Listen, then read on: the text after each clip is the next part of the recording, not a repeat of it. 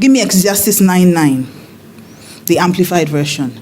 It's God that helped me and this time, but I'll rush it now. So that means I'll cut out all my story. I'll just do Bible study. Ecclesiastes 9:9. Ecclesiastes 9:9. I want amplified. Amplified, not amplified classic. Just amplified. Ecclesiastes 9:9. Just amplified. Chisom, you promised me I will have my scripture. Should I read it from my own Bible? Give me a second phone so I can read it myself. Okay.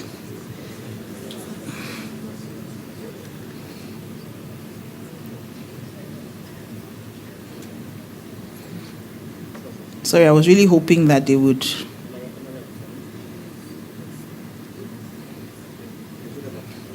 Okay. Okay. Thank you. Okay. So Ecclesiastes 9:9. Somebody else. Okay, it's fine. It says, live joyfully with the wife whom you love all the days of your fleeting life, which he has given you under the sun. All the days of vanity and futility. For this is your reward in life and in your work in which you have labored under the sun. There's one version, I don't know if it's NIV, that says, enjoy your wife. So the E is enjoyment. Marriage is for enjoyment. God expects that you will enjoy each other. And he says that you should enjoy or rejoice in the wife of your youth. So God is expecting that you will marry as a young person. The wife of, thank you, NIV. He says, enjoy life with your wife whom you love. All the days of this meaningless life that God has given you under the sun. He says, all your meaningless days. For this is your lot in life and in your toilsome labor under the sun. God expects that you will enjoy each other. There's an enjoyment that marriage brings if you do it right. There's an enjoyment of the physical body. There's also an enjoyment of the mind. There's just, there's pleasure in being together. Pleasure of being with the right person. If you are in love, you know that there's a way love makes you feel. When you see the person, you just be happy. You just be smiling for nothing. Everything you say, as my husband said, somebody will say, look, I love these flowers. My wife loves flowers like this. Oh, I just saw 3 cockroaches. Oh, my husband likes cockroaches sometimes. In fact, have you not seen people that are in love? Everything that you say. Oh, that reminds me of when Kingsley just... we're talking about something else. Biology exam. What was concerning Kingsley is that biology exam. But that's just how it is. When you enjoy someone, you enjoy their company, you enjoy sex with them. You see, the Bible says it's better to marry than to burn. That burn is talking about it. It's better for you to marry than to be aching for sexual satisfaction. So you are 40 and you are still single. When you now marry to be the wife of your old age, do you now have power? I don't know why they are laughing anyhow. Anybody that laughs anyhow. Instead of you to pretend that it's not you I'm talking to. So it says, enjoy your wife. Rejoice in the wife of your youth. Let me tell you, to be honest, there's an age that marriage makes sense. So I'm telling you, there's an age when you are young and you get married. You can even have sex 4 times a day, every day. But by the time 50 is nearing, you'll be doing somehow. When your wife is looking for you, you say, honey, I'm coming, I want to go and meditate. It's not meditate, it's tired. When you are young and you have children when you are young, it's not pension they used to train children. When you are young, God expects that in that youth is when you enjoy marriage. And marriage brings a level of enjoyment that nothing else brings. Even the sleeping around that you are sleeping around. Shame follows it now. When you finish, you'll not be ashamed. You can enjoy yourself without shame, without guilt. That's what God is saying. So B is what? E is what? A. Give me Amos 3:3. In fact, don't give me Amos 3:3. Give me Matthew 18 verse 19, New King James Version. Amos 3:3 says that two cannot work together except they be agreed. So marriage, one of the benefits of marriage is agreement. One of the benefits of marriage. Matthew 18:19, New King James says, again I say to you, that if two of you agree on earth concerning anything that they ask, it will be done for them by my Father in heaven. There's a power of agreement that marriage gives you that no other relationship does. He says, if two shall agree as touching anything. You know, when people get married, I always laugh when they are fighting to win arguments. You should be fighting to win the agreement. Every time two of you stand in agreement on something, it will happen. I can give you so many examples in our marriage. We agreed we will not be poor, because poverty wanted to kill us. I mean, I'm not used to poverty. I did not come from it. Poverty. I knew I could see my future, that money likes me. If we're in a room, money comes here, it will come and look for me first. Yes, very respectful of me. Money. And it's not even naira. Because me and naira are not really friends like that. I just tolerate it. Dollars. Or pound sterling. You know the only currency with a surname? Very respectful of me. If he enters this room now, he will look for Mildred. Ask it. So we both agreed that we will not be poor. And in agreeing that, we also agreed on the steps to take to make sure. So when I'm saying agreement, it's not, oh yeah, let's the agreement prayer. That's not what I'm talking about. When you agree on something, you must also agree on the things you need to do to get there. So we agreed we're going to have a quarrel-free marriage. We've been married for 19 years. We thought my bad character will not once. Why? Because there was an agreement. There's so many things we agreed on before we got married. When I met Pastor, I've shared my story here many times. When I met Pastor, doctors told me I would never have children. When I told him, he came to meet me and say, love, all this thing, I had the God sound in your spirit, something, all those things. Follow me, or you're going to take over the world. I said, my brother, before you start saying all these things, let me tell you. Doctors say I will not have children, no. So before you start doing love, you now reach front, come and reverse. Let me tell you now. You know what he said to me? He said, number one, I'm not marrying you for children, but we will have our children. So if that's why you don't want to marry me, let's settle it now. Let's agree on how many. Let's agree on their names. We named our children before we even started dating. Today we have 3 children without medical intervention. The power of agreement. Couples are fighting. I'm just laughing. You're fighting, wasting. Satan is you. You know when couples fight, it's only Satan that wins. Oh, you don't know that? Even especially women that are trusting God for the fruit of the womb. The week they quarrel with their husband is their ovulation week. I counsel a lot of them. They will call me. I've noticed a trend, ma. Every time it's my ovulation, me and my husband will quarreling. Please, ma, pray. I say, what are we praying about? Is it not you that needs something? If your husband quarrel with you, say you can't, honey, you can't. You know how? You know how when it's Valentine period, boyfriends quarrel with girlfriend, and no matter what you do, the boy will not settle with you. That's the way you two should give yourself brain. I know that this is my ovulation week. Anything your husband says, you are a stupid fool. He say, I'm a stupid fool, baby. He say, you are very annoying. I am so annoying. I'm so annoying. Be pulling his shirt, I'm an annoying. Why? You that you want something, you are quarreling. Let's we carry egg, no they fight now. So you must be determined to keep the agreement. I don't get time. I no clap, collect my time. So we agreed in wealth. The things we are doing to the LDM, we agreed. We agreed that there will be a season of pastoring, but there will be a season where he will become more itinerant. We agreed we'll travel all over the world. We agreed we'll do it together. We agreed on the sacrifices that we would need to make. You know how hard it is for a woman to leave her children as a following man? But it's our agreement. So B is what? E is what? A is what? Let me give you another benefit of marriage. You. Genesis 11 verse 6. New Living Translation. It says, Chisom, did you give them my scriptures? Thank you. It says, look, the people are united and they all speak the same language. After this, nothing they set out to do will be impossible for them. One of the blessings of marriage is unity. If two of you are united, I'm not talking about agreement now. I'm saying if two of you are united, you are one. The Bible says you are no longer two, but you are one. Some other translations say the people is one. He said these people are united. There is nothing they imagine to do. Nothing.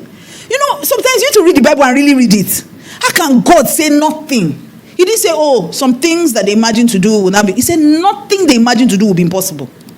So if two of you are united in your thoughts, in your heart, you are one person, you operate as one.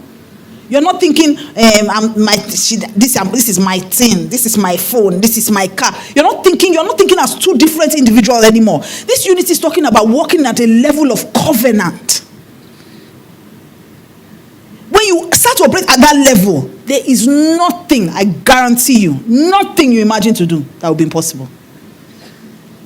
I can't count number of times, but a woman tell me, oh honey, I want to do this thing. I'll not say, okay, say, I don't want that one. Anytime, he had been saying that thing to me for a long time, before it really started sinking in. He said, anytime we're in agreement on something, or we are one, no, his words, anytime we are one on something, it always happens. So I don't want that, it's okay. I want you to be in this. I'm talking about owning your marriage. I'm talking of you seeing the other person as you. So everything you want for yourself, you want it for that person. Unity. Say nothing they imagine to do will be impossible. You'll be one mind, one purpose, one spirit. Not fighting over irrelevant things. In fact, you should be so you know, anytime they tell me something, maybe my mom says, I want to do this thing. They immediately know that I'm going to go and tell Pastor K. If you tell me, oh, I want to tell you this, don't tell your husband. Let's just say, because I cannot guarantee you. Because we are so, you know, there are times that Pastor K is trying to keep secrets from me. He will not gist me the thing. I will not say, oh, that's why you were doing this. Not like, we have become so much one that even keeping secrets from each other is now hard. That's the level of unity God needs you to get to. That when somebody asks you something and they go and ask your husband, it will be the same thing that will come out of your mouth. There's nothing that you imagine to do that will be impossible. You are wasting unity. You are wasting it. How can you be married? You have secret property. Your partner does not know. Then when something happens, God forbid, something happens to you, you will not start running around to gather money to pay school fees. Meanwhile, you have like 24 properties nobody knows about. So B is what? E is what? A is what? U is what? Unity. T, another benefit of marriage. Give me Genesis 2:25. And I need to run now. Genesis 2:25. It says that they were naked and they were not ashamed. T is transparency. God wants you to be in a marriage where you can be free to be yourself. Where you will not be judged. Where you will be comfortable to be yourself because you know that this person loves me and there's nothing I will do that will change how they feel about me. There's nothing as beautiful as having that feeling on this earth. That no matter what I do, I get person will go get my back. And you know, we really love God for that. But you know, you can have that experience. That's why sometimes they say marriage is heaven on earth, if you get it right. The same way you know that there's nothing you will do that God will back down. Except you don't truly know God. If you know God, you know that there's nothing. You can't outseen his love. All you need to do is just come back. He's waiting for you. It's like that prodigal son's father. That the boy was practicing. When I get home, I'm going to tell my father that while he was yet speaking on the road, his father ran to meet him. Removed, gave him ring, removed, give him the best robe. That's how God is with us. And that's how your marriage should be. That no matter how you behave outside, you know that there's somebody that will tell you that thing you did outside is not good, but will defend you. So you live a life where there are no secrets and there is no shame. Give me 1 John 4:18. 1 John 4:18. 1 John 4:18. 4.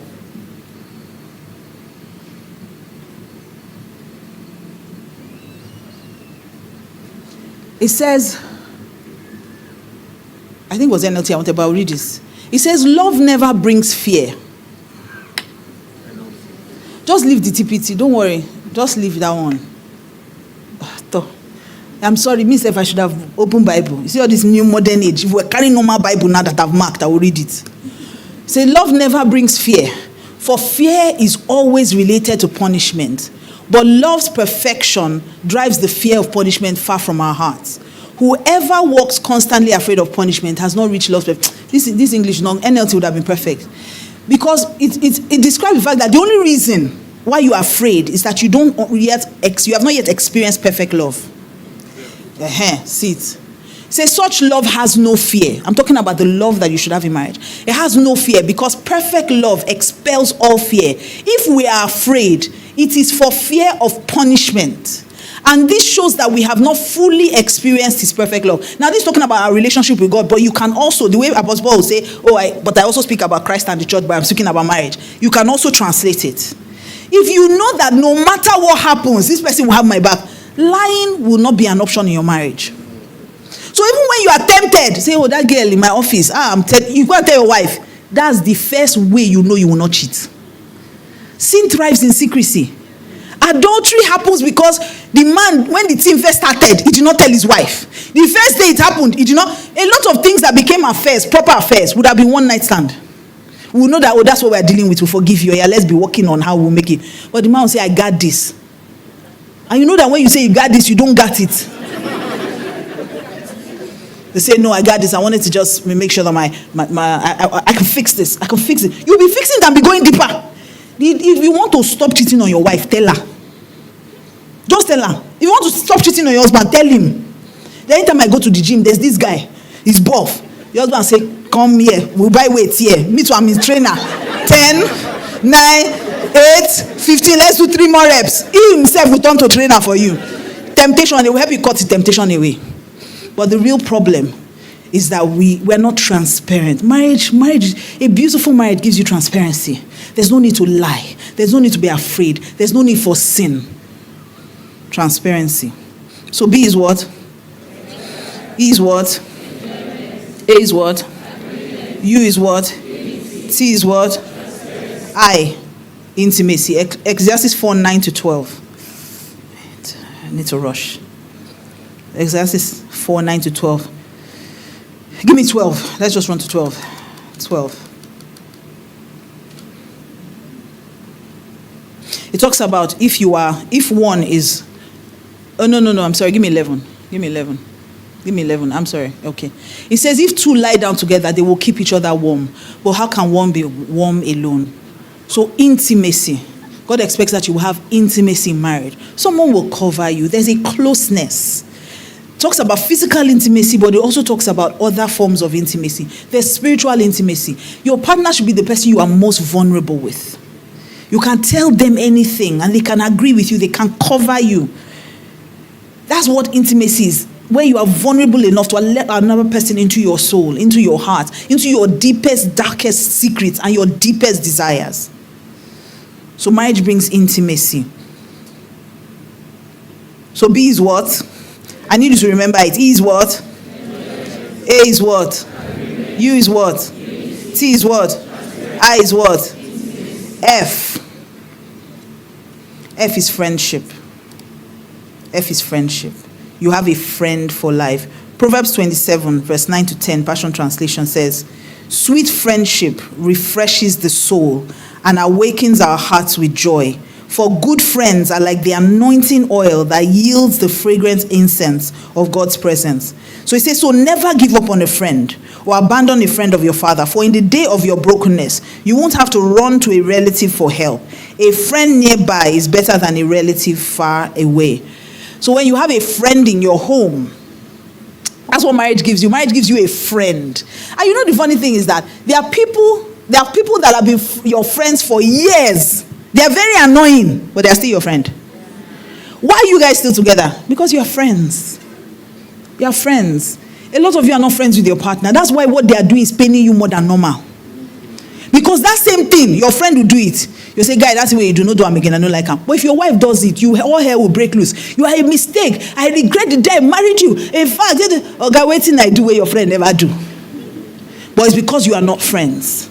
If someone's your friend, there's nothing they will do. You will say, you will wait. This friendship is better than, see, the thing I'm gaining is more than what I'm going to lose. So let me just stick with this person. That's what marriage gives you, a friend for life. You don't have to go far to look for a relative. There's someone in your house. Someone close by is better than a far relative. So one of the benefits of marriage is that it gives you friendship. It gives you a friend for life. It's only death that should be able to separate you guys. So what is B? What is E? What is A? What is U? What is T? What is I? What is F? We're almost done. Another U. Proverbs 18:22 tells us that he that finds a wife finds a good thing and obtains favor. So U is unlimited favor. That's one of the benefits of being married. Unlimited favor. When I met my husband, there were many things that he wanted to do. But I understood that coming into his life meant that I was carrying favor. It says you are a good thing. And he that finds you finds a good thing and obtains favor. So I expected favor to happen for us. So I didn't look at it like it at the beginning. But when I got married, there were things, and I came in with the, what do you want? Because I'm a favor carrier. So women, you need to know who you are. So the man, in fact, I remember when we were married, and Pastor said, you want to marry me that I don't have any money? I said, is it you that I'm looking at? A virtuous woman is a crown unto her husband. I'm a virtue carrier. If you find me, I'm a good thing. And when you find a good thing, you expect favor. So I know that favor will enter your life. You will never recover from marrying me. Is that But if you know who you are, you unlock the favor and the grace that you carry. There are many men, if they are honest, when they got married, things changed for the better. A lot of things that you were struggling with before started happening. So I remember when I came, he wanted to write books. I came on and I said, what do you want? He told me all his dreams. And I started knocking them off one by one. And every time I stepped out and said, I'm going to do this thing, God just backed it up with favor. We want to be on TV. I knew a few people because I'd been on TV many years ago when I was still very young. I used to read news. So I had friends in that sector. So I just started asking people, we need somebody on STV. I need a slot. One of my friends, Stanley, was there. I said, Stanlobo, I beg, I need slot. He said, no slot. I said, you go find slot. Why you not go find slot? Now my husband, though. So he started. So you see, even the favors I had with people, I could pull on them and say, it's me you are doing this thing for. You say, I go pay better money. I say, forget your money, your own money, your commission, forget them more. This one are my own, I'm really doing for. And that was how, because back then, even paying that TV bill was Jesus. So I had to pull on every favor, chance everybody chanceable, and that's why it's good to be good. Because if you have been a blessing to people, you see, let me not start preaching about money because let's just stick. So you experience unlimited favors. You bring your grace, join with another person's grace, and things begin to move for you. So B is what? E is what? A is what? U is what? T is what? I is what? F is what? U is what? You are good students. Clap for yourself. And finally, you experience love in all its varied forms. Love. The reason why you don't want to get married is that you've not experienced love. There's a way you experience love. You don't want to go back to your father's house. When you know somebody loves you, someone is crazy about you. At the end of the day, when maybe you guys go out and then they are maybe taking you. I remember those days when Pastor is taking me to go and drop me at home. Like, why am I dropping you? I say that's the problem. Because you have not married me, you have to drop me for my father and suspend your love and come and pick me tomorrow again. That's and when I say love, I'm not just talking feeling of love. I'm talking about intentional love. You would know that there's someone who is always kind to you. Someone who is patient with you. With all my bad character, I'm the best human being in this world, to Pastor K. You can't tell him anything bad about me. He will tell you, no, she was an off day. Was inside my mind, no be off day, now off behavior. But it's okay. He will defend. And sometimes I'll talk to you something, just say, no, you're a fine girl, Sha. There's a way. You have your own hype master living with you. Even if you are not feeling good about yourself, they will make you feel good about yourself. He doesn't keep any record of wrong, no matter what I do. He was telling me one day, there's nothing you can do that can end this marriage. I said, are you sure? He said, I'm telling you, nothing. There's nothing as beautiful as being secure in someone's love. And that's what marriage is supposed to do for you. That even if the whole world is against you, you have somebody that when you come back, you can lay your head on their chest and you are fine. You know that somebody has got me. no matter what happens, I know that I'm going to be happy. I know that somebody is looking out for my good. I know that no matter what I do, the person is just thinking, it's an off day. I can help her be better. I can help her be stronger. I can help her. And the person is always looking out for your good. So like I said, when I first got married, I was not really one of those people that I didn't want anything but to just be behind the scenes. And Pascal would tell me, no, I don't want you behind me. I want you beside me. I said, all this love talk, it's good, Sha. Oh, I'll smile, all those things. But I didn't think that he really meant it, But over the years, I've seen that everything he's doing is always for my good.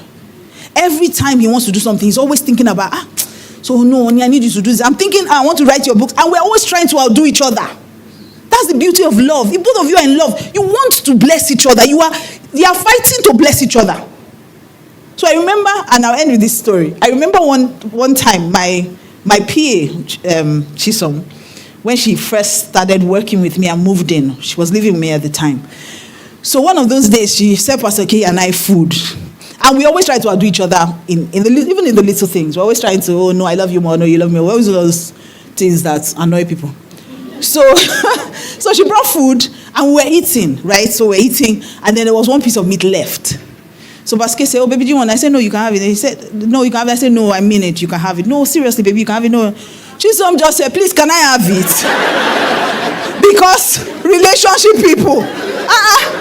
Which ways you can have it, you can have it, you can have it. Can I just have it so that this matter will end? And then we really realized that truly this is what we do. Not just with food, but we do it with each other's lives. Oh, no, honey, I don't want you to do this. Oh, no, it's okay, I can make the sacrifice. Oh, no, honey, don't. That's how marriage should be. Where you know that this person is always looking out for you. So finally, B is what? E is what? A is what? U is what? T is what? I is what? F is what? U is what? L is what? And with these few points of mine, I hope I've been able to convince you and not to confuse you that being married is a beautiful thing. Were you blessed this morning? Celebrate Jesus.